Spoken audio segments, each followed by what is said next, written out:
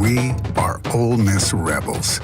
As Mississippi's flagship university, we dig deeper, see farther, work harder. We pioneered human organ transplants. We helped prove Einstein's theory of gravitational waves. We are conducting life-changing research that solves the problems of today. We are Ole Miss, transforming lives and the world. Welcome to the POMcast with Stephen Willis. Now we're going to do things a little different. We are going to provide an honest look at Ole Miss athletics for the fan, by the fan, and of the fan. That is what we do. Hell be to me. I'm just kidding. Tune in for some Ole Miss sports news. We're going to give it to you straight. Yeah, right now. The POMcast starts now. It happens now. Holy cow. Listen to me. It's starting. Well, it's going to start right about now. Good morning, good morning, good morning. Welcome to the POMcast. I'm your host on this magical mystery tour we call Ole Miss Fandom, Stephen Willis. Thank you very much for joining us today. Before we get started, I do want to tell you about Travel and Cruise World. You can see it right there. Number to call is 1-800-330-7461. Again, that is 1-800-330-7461. What these guys are able to do is provide an on-the-ground local to help plan your vacation so you can understand this rapidly changing rule that is coming, rules that might hit each park and different things. They're going to be a local that's going to get this information first. They're going to help you out. And the best part is the parks are really the ones that pay them and you do not. They can get the same rates you can get on the website. So give Scott a call at Travel and Cruise World and plan your Central Florida vacation today. And trust me, it's worth it. As somebody that's been down here for close to a year at this point, doing the permanent vacation thing is the way to go. Whether I'm just hanging out in the pool, whether or not I'm going to a park, whether or not I'm going to the beaches, whatever you're doing, it's a pretty good setup. So coming to you live from the palatial Central Florida studio. Again, my name is Stephen Willis. Before we get started, if you're interested in watching the podcast or the POMcast, whatever, you can go to Twitter at the Stephen Willis or at the Rebel Walk. You can hit us up on Facebook at facebook.com/POMcast, POMcast, or the Rebel Walk. Those are available on Facebook. On YouTube, Positively Ole Miss. Subscribe, hit the bell. You'll not only know that we're streaming, you'll know what we're streaming about, and that's, as you can see what we're doing, that's going to be much more relevant as this moves forward. We're also close to 100 subscribers. Thank you for that. As we push through and slowly grow each platform of the POMcast, it's pretty cool. We're on Twitter, we're on Facebook, we're on YouTube, and of course we're on Twitch at Positively Ole Miss, all one word. Those are really the four platforms that, we go to, but we do have a podcast. We're on Google Podcast, Apple Podcast, Stitcher, SoundCloud, Spotify, iHeartRadio, TuneIn Radio, and Pandora. If you're interested in listening to the show, if you're driving to Oxford and want something on the radio, we can do that. As you can tell this week, Monday night, early Tuesday morning, as you guys saw, the Beast of the East podcast. The first Beast of the East was released. Tonight, SEC After Dark with me and Corey Burton. We're going to be streaming at about 8:30, 8:45, somewhere in there. So you'll be able to catch that live if you want to. If not, it's going to be available on demand. We're going to do all the things we normally do. And also, we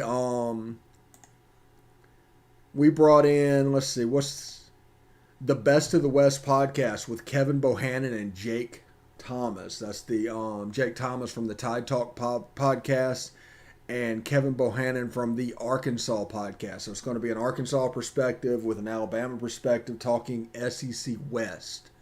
So that should be really, really cool to go with our Beast of the East. It's talking East. We can drill down a little bit and add extra perspectives on top of the SEC After Dark with me, Corey, and soon to be Jeb. And then you have all the Ole Miss news from the Rebel Walk and the POMcast and Positively Ole Miss. Basically, as they say over at the J-Boy Show, this is the perfect opportunity for you to win the water cooler. So that's pretty cool. I mean, we're doing a lot of neat stuff, and I'm looking forward to extending that. And you can see the view count starting to tick up on the YouTube to go with the Facebook and the Twitter. Last month we did close to like 200 short of 50,000 views. I'm imagining we're going to pass that this month, and we're also on the podcast, even though we don't promote it at all. It is 3/4 of the way to a monthly record already. So we're doing big things. We're getting ready, and this is like the doldrums. This is list season. There will be no more Rebel rankings. It'll come back next list season. We're getting ready to do some absolute football, and we're building up our shows like the Best of the West, Beast of the East, SEC After Dark. The Rebel Walk recruiting show will be in there. Time to be determined. And once we get going, we'll do preview shows for Ole Miss football, each game, reaction shows. The working title currently is Monday Morning Quarterback. We'll probably release that so we can talk about the quarterback play and another perspective on Ole Miss sports. So the purpose of this channel is not about me. I mean, I'm on it because I own the equipment, but it's about multiple perspectives. That's something I think that we have sorely been lacking in the fan base for quite some time. The circle has gotten smaller and smaller and smaller and smaller, and now it's turning into a self-feeding circle. And this is an opportunity for you guys to be informed, to talk about what's going on, to hear what's going on, and to, not really waste your time. Because as you know, time is the most valuable resource we have. And with a free podcast, and we are also looking out for your time, it really can't get much better. There's probably going to be a 3 podcasts, SEC After Dark, Beast of the East, and Best of the West. That will be about an hour long. The POMcast will continue to be about 30 minutes long. And the previews in that will be about 10 to 20 minutes. So you can come in and out of them fairly quickly. So we're going to have something for everybody is the point. So thank you for tuning into that. All right. Now that we've done a little bit of house cleaning and we're getting ready for football season, and I can feel the excitement. You can actually feel the excitement building for college football as that desperation we need moment is hitting. The All-Star break is passed in baseball. The finals, I think they're over or close to over. I'm not really sure. Pretty much the only sporting event going on is baseball and soccer to get ready for football. And we're 2 weeks away from what would normally be the Hall of Fame game. And that would be the actual kickoff of football season. You can do preseason games. Although, how many are they doing this year? Is this the year they're supposed to change? If anybody knows that answer, put them in the comments below, please. Thank you. Just because I heard rumors of them dropping to 2 preseason games, that might change the Hall of Fame setup.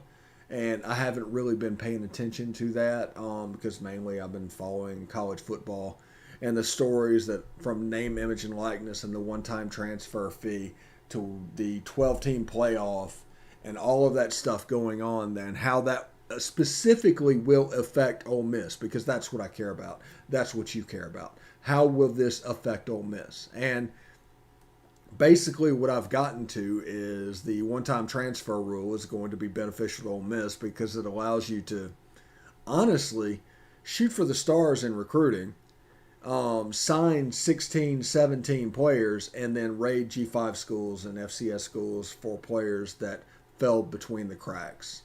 You're going to see G5 teams not wanting to play Power 5 teams because Power 5 teams are going to raid their roster. You're going to see blue bloods with the problem of, do I continue to sign 25 4 and 5 stars? And if I do that, does that just mean extra work on me because I have to keep those guys happy because they can disappear? It's a fascinating season. I'm looking forward to that. those are some overarching questions going into it. But if you look at the questions with the football team, first of all, will Matt Corral eliminate the disaster games? That's 2 games last year. That game was, they were fairly close to winning 7 or 8 ball games last year. They ended up 5-5. They could have easily have gone 7-3, if not for those disaster games. And you talk about expectation coming into the season. A 7-3 season and basic an all SEC season with a top 10 team in a bowl game, and you're talking about expectations this season. They were close. They were real close, and that was even with the disaster defense. But if those disaster games disappear, and you just play straight up against LSU and Arkansas last year, it's a completely different story right now. Also, that probably would be worse because there is some build and some hunger that these kids need to get to. And I foresee them making that jump, and this will be the season that propels them. Second, backup quarterback. How are they going to do this? Is it going to be a competition all through the year? I don't think they're going to name necessarily an number 2 or a number 3. I think it's going to be an or situation throughout the year. And it might be where if Ole Miss gets blowouts, Luke Altmaier is going to play in 4 games. So I expect him to be the number 2 in 4 games. But then I expect him to get that red shirt. Kincaid Dent, I think he's going to fill in the number 2 role the rest of the games, if nothing disastrous happens. I think the spring game is an aberration. I think we're a tempo offense, and you can't really run a tempo offense in a scrimmage type setting. So the things that are going to be wide open on Saturday might not be wide open in a scrimmage, because not only with familiarity and with the controlled aspect of a scrimmage, the teaching that goes on between plays, it's naturally going to slow it down. And we are not going to be as effective with it slowed down. So don't overly look into the spring game, especially when all the receivers that we had were in non-contact jerseys and none of the running backs on the roster played. We picked up walk-ons for that game. Do not look at the spring game. It's an exercise in folly, and it was designed to basically lead astray coaches that are watching this because it's on TV. Everybody can see that game was recorded probably 7 or 8 times. The one that might not have is Alabama, and they probably did too. So they figured out how to record all that stuff. And the reason I know that is because I used to record all that stuff. Of all the teams we played, I would record that and have it basically put up in case it was needed. That was what I did. If I'm doing that in 2006, they're doing that in 2021, 15 years later. So just be aware of what's going on there. Also, I want to see a step. And the question is, can the defense make a step? And I look to, Jake Springer. I look to Otis Reese getting a full season where he gets to practice during spring and fall and the full gambit of information. I look at Chance Campbell at linebacker. I look at Mark Robinson at linebacker to go with Lakia Henry and Momo Sanogo. Defensive line, Isaiah Eiton, Jamon Gordon, Tawan Malone. You can see a spine developing in that defense. And I hate to use the term that, that's mainly a soccer thing, but it's absolutely a spine up the middle. And they want to be tough up the middle. So you bring in a former top 50 recruit. You bring in an all-conference American player to play on the basically box defenders of the defensive backfield. You go get a honorable mention all Big Ten selection.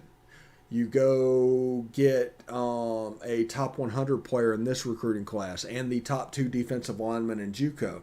And all of a sudden you have got a spine developing. Now, when dealing with JUCOs, understand it's going to take time. It helps that they were here for the spring, so that helps with the game speed. But it's normally game 6, game 7 that they actually click in. So don't expect too much too soon, but it's building for later in the year. This is a team that can make a run towards the end of the season. And then you got like MJ Garrett and I can't remember his name, but it is a couple of 6'2", 6'3" corners on the outside. Defensively, personnel-wise, you can actually see where we're going. You can see the build. Now, whether they develop or not, I do not know. Nobody knows. But you can see the tools. You can see what they bring. This length on the outside, a spine built down the middle to stop the run, box players on safeties on either side that are very physical, very good players. You can see that. It's readily apparent. So I expect them to flash at times during this season. Absolutely. I expect them to make plays. And as the season goes on, I expect that defense to improve and improve and improve. Because just like last year when they were vastly undermanned, personnel-wise, they didn't have the film to look at. They didn't have a spring. They didn't have a fall camp. All the stuff, the crutches that new coaches are on, they did not have it.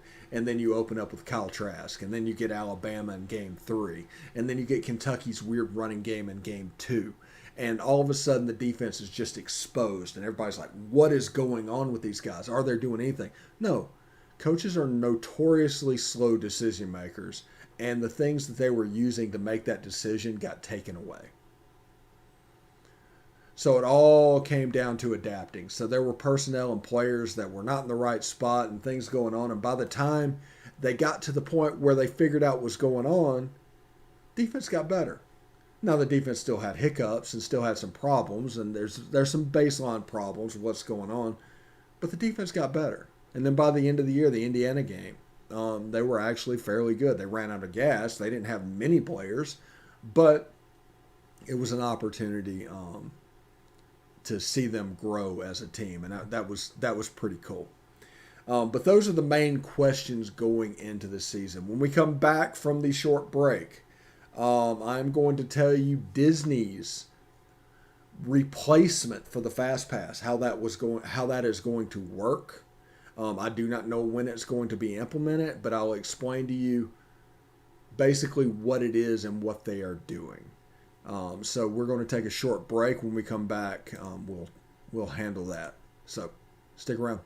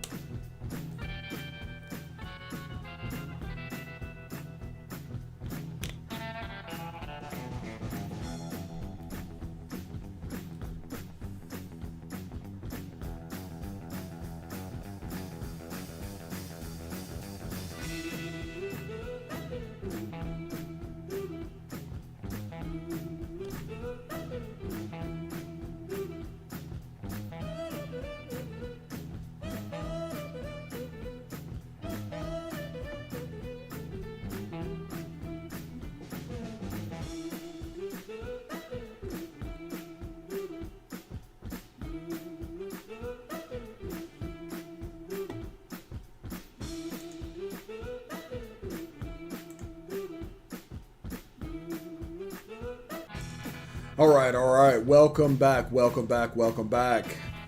Before we get started, I do want to tell you to go over to therebelwalk.com. Evelyn and her team do a fantastic job. They provide a subscriber level experience for no money.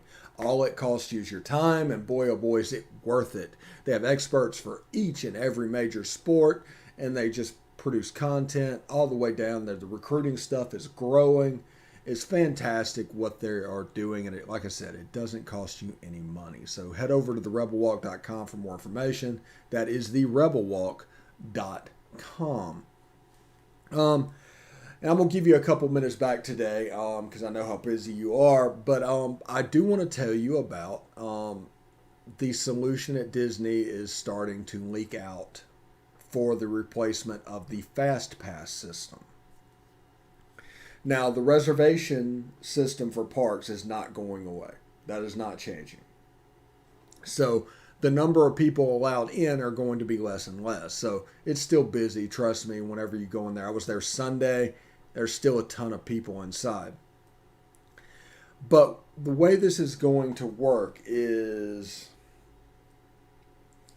let's take Pirates of the Caribbean.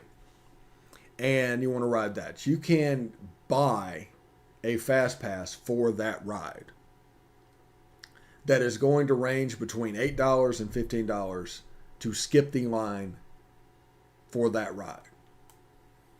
And, you know, if in peak visitor times when it's really busy, they're going to bump the price up. That is what they're going to do. But the way it appears to me and the way it was explained to me is this is likely going to be a good thing because it's going to shorten the fast pass line even more. So whenever you do that, the experience for that ride is going to be much quicker. Now, they're like, okay, that seems weird. What are they going to do for the standby line? Well, they wouldn't be doing this if they weren't going to change the standby line as well. They are going to a complete virtual queue for all the rides, it looks like. And basically like Rise of the Resistance at Hollywood Studios, if you've done that, you'll understand what a virtual queue is like. You get an hour to come back thing.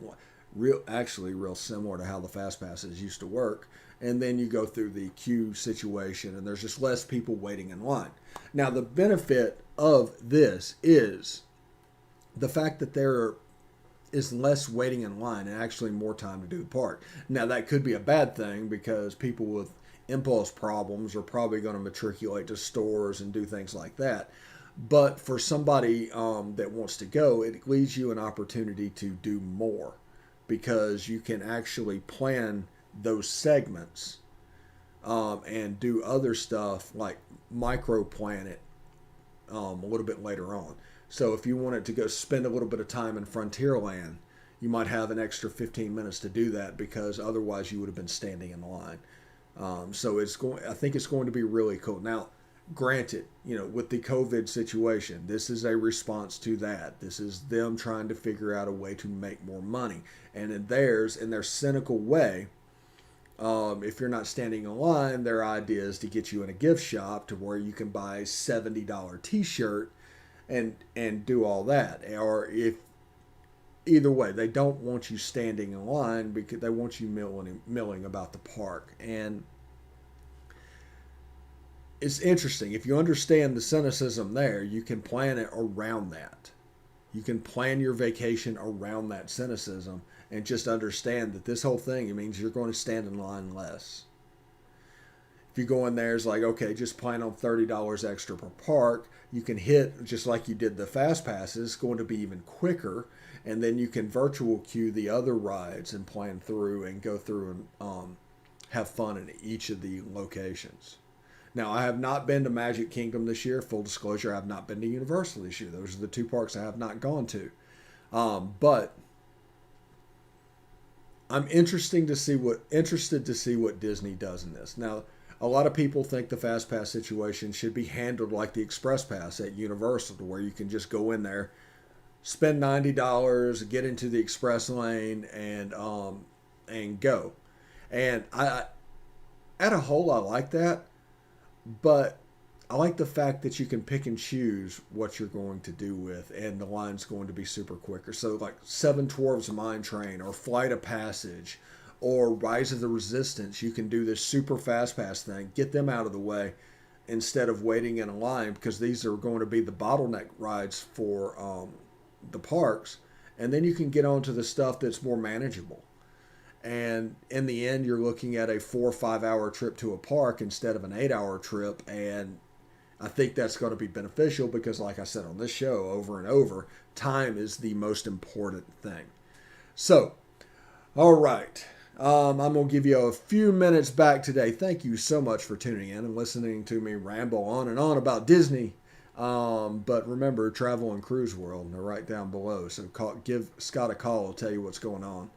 Because rules are changing. The governor is down here is not changing too much. He's basically signed executive orders that local municipalities can't do lockdowns anymore, so don't worry about that.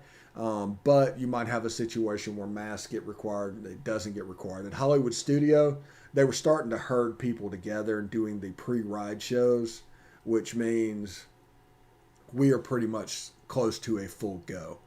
And I figure once they announce the Fast Pass rules for Disney World and whatever they're doing,